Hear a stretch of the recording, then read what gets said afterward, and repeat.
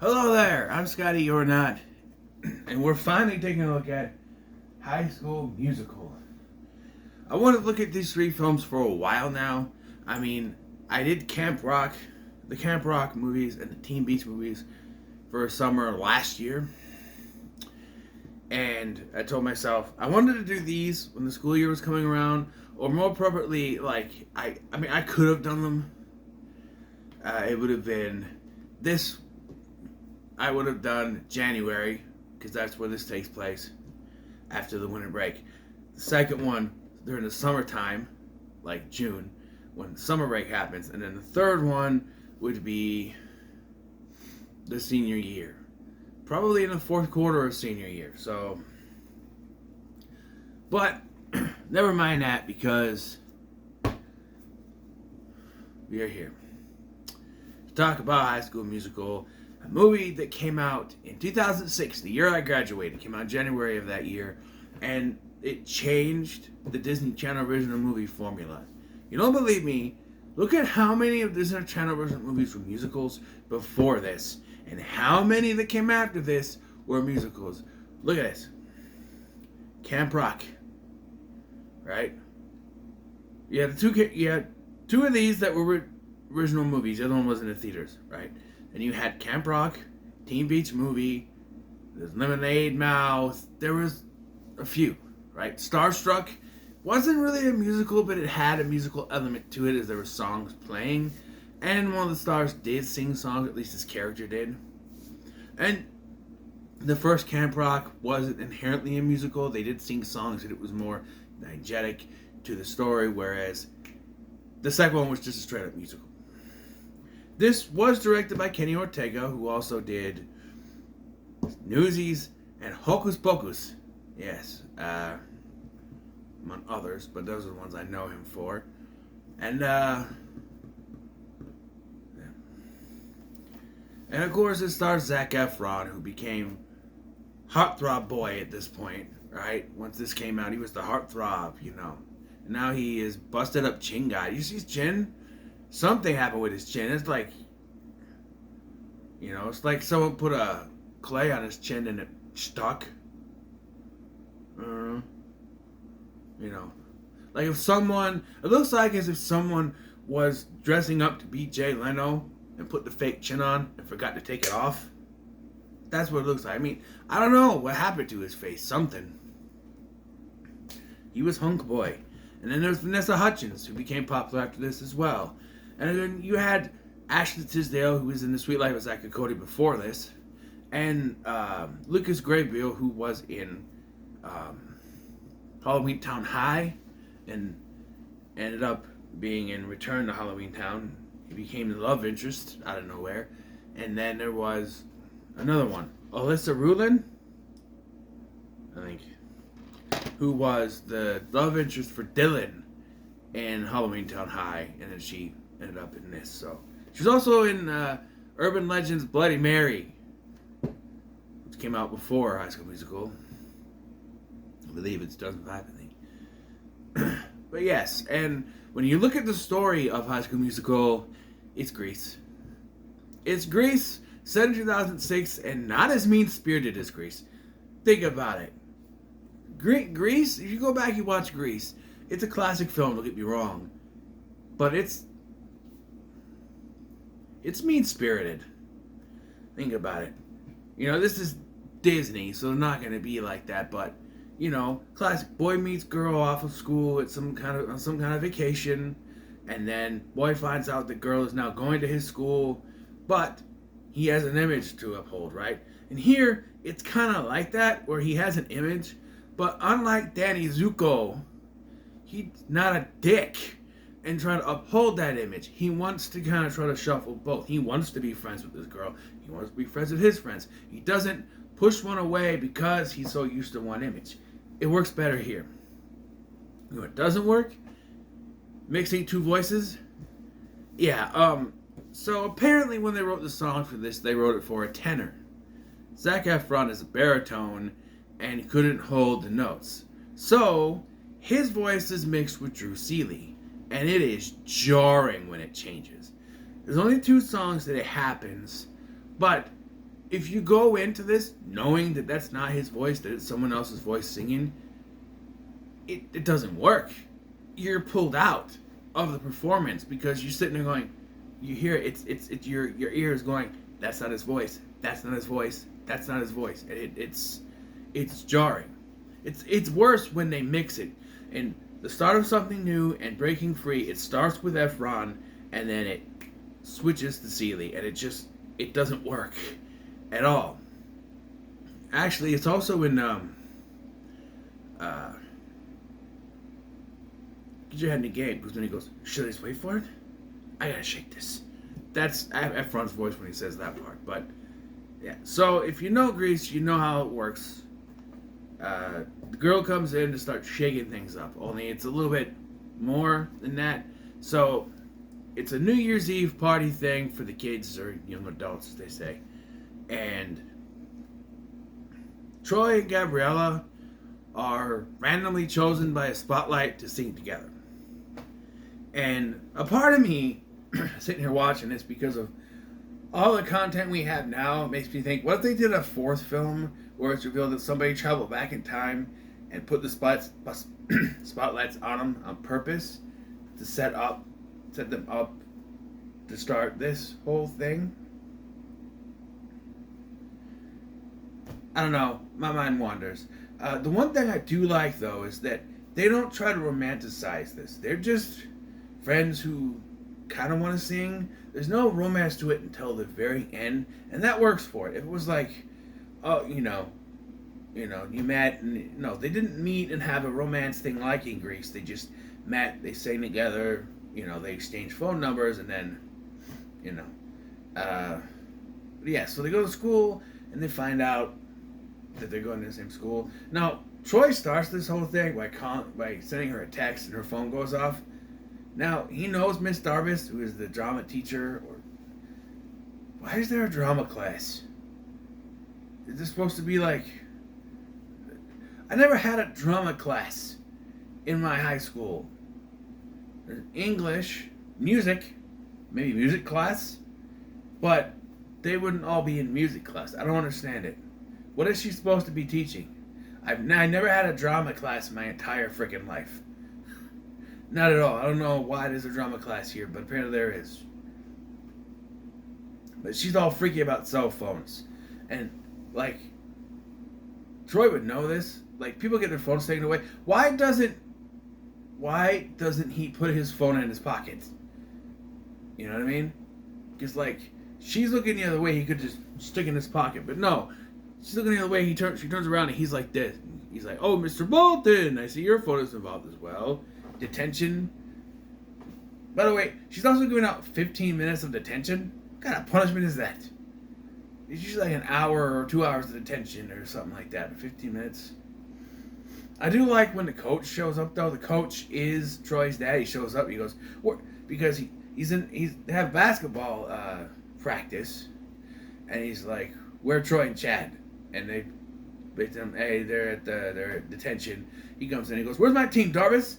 And those two, they're in a fake tree they're doing for the musicality. He's like, what the heck are those two doing in a tree? I just love how he does that. Where's my team, Darbus?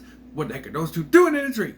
And it's clear that there's some favoritism towards the sports stars, because the principal, hears them out and is like, so coach, how's the team going? Troy ripping them into shape. And she has some,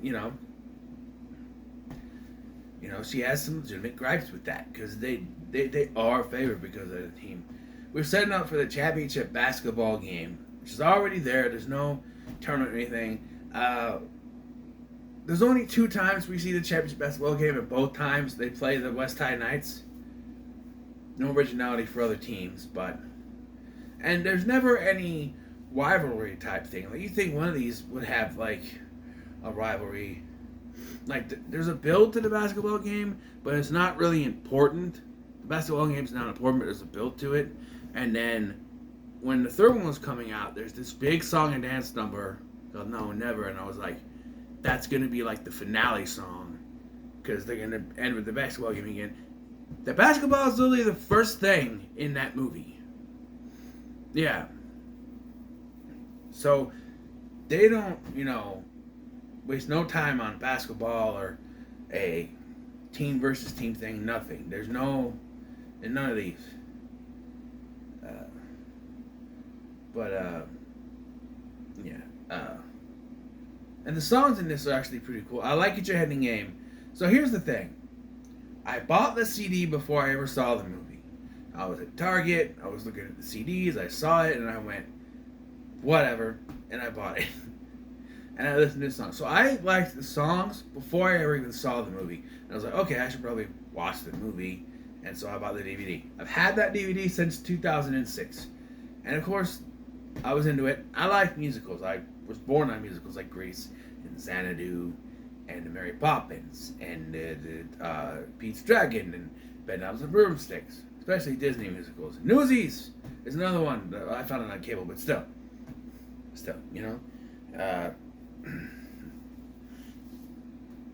so I'm a musical guy. I said this before. So the two villains, they're high school evil, as you would say in Jennifer's Body. Sharpay and her brother Ryan, played by Ashley Tisdale and Lucas Grabeel, respectively. They are the villains of this movie. In fact, Sharpay is technically the villain of all three movies. She sort of changes by the end of each movie. And I mean by the end of each movie. Ryan has character development throughout all three, but Sharpay just changes each movie. And that was one of the big complaints when Camp Rock came out, because people were complaining that Camp Rock's only copying High School Musical because their villain is an evil bitchy blonde, much like Sharpay, and she does change back at the end of each movie, so you can't say they're wrong. They're not wrong. But yeah, so they are the resident drama kids. They are the ones that always get all the roles, and they're always doing that stuff. And when it looks like Troy and Gabrielle are gonna creep up on their thing, they get a little in their territory, so to speak. They get a little, miffed off. And I noticed in this one that Ryan is more like with Sharpay in this one than he would be in the other two. I don't know. But they're holding auditions, and something that caught me this time. So all these auditions are fucking. These auditions are ridiculous. People are singing off key, and then there's one that's like an interpreted dance, and another one where it's just a guy like leaping across the stage, and then we hear him crashing into something off screen, and I always laugh my ass off at that one.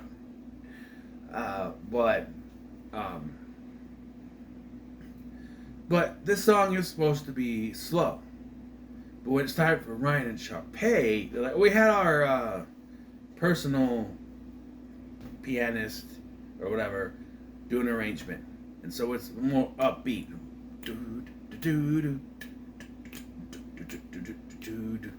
Which I remember when listening to this song, like, how come this is upbeat, but the other one they do is slow. It's supposed to be slow, but they're upbeat, so that does come back in the second one.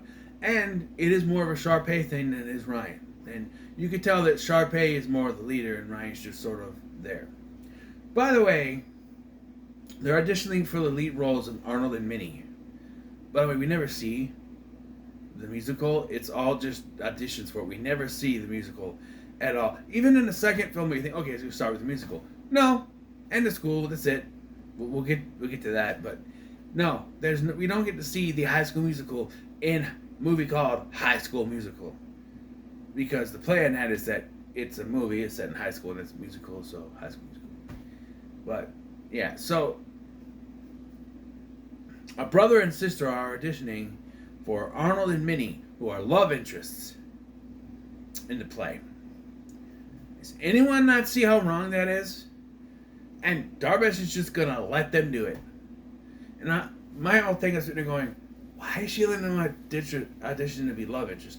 And I know it's acting, but look at movies. When have siblings ever played love interests. It's Yui. It's Yui and it's weird.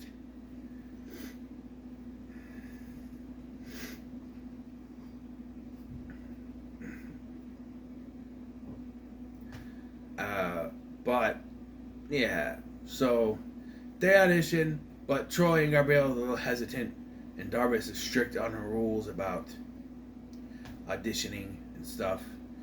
So they don't get the audition, but then they sing the song with Kelsey, the pianist girl, and she overhears them, and so they get callbacks. And this causes a stir up in the school almost right away, and it happens very quick. I didn't realize it happened this quick. They see on the board that Troy and Gabriella have tried out for this, and they got callbacks, which means they got to go back and they got to sing again. And all of a sudden, everybody is giving up their secrets. The song "Stick to the Status Quo," which is one of the better ones here, has 3 people confessing their inner, their secrets, so to speak. 2 of which will become prominent characters. The other one, I don't know what happened to him. You have Zeke, no gossip, but Zeke, who likes to bake creme brulee. And then there is Martha, who is a heavy-set girl, but she likes to pop and knock and jam, break, dance. And then there's some dude in the skater group that plays the cello. I like that one too. He's like, I play the cello. What? Awesome. What is it? A saw? No, it's like a giant violin. But we never see that character again, really. Maybe in the background, but not in the other ones. You know, the other 2 become prominent side characters. Zeke is on a basketball team, and Martha becomes one of Gabriella's friends. So, yeah, but that guy, maybe the actor wasn't available, they just never brought him back. Who knows? But everybody's confessing their secrets in this song, and it ends with Sharpay getting French fries on her cleavage, which, kids film, kids movie, it's a family picture, just right there.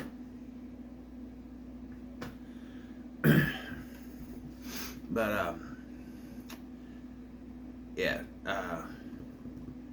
so she's angry. Sharpay is angry at this, you know, like, how can it come in here and take over our thing? So the whole thing here is that she's going to make sure that there's no way they can go do their things. She sets up Gabriella to be a part of this, goes to get the decathlon, although she does sort of decline at first. But then the jocks and the smart people come together to trick Troy into, into sort of bashing Gabriella, but he's only saying it because it's what they want to hear. But what he doesn't know is that they're recording his voice, and Gabriella hears it and thinks that he doesn't want to do this, and so it kind of ruins things. And it makes them feel bad, so they come clean. But like, Gabriella's already committed to the decathlon. He's got the football game, and then Sharpay goes. I say Sharpay and Ryan, but Sharpay goes behind and talks to Darbus and convinces her to switch the callbacks to the same day as the decathlon and the basketball game. How does this woman not know she's being played?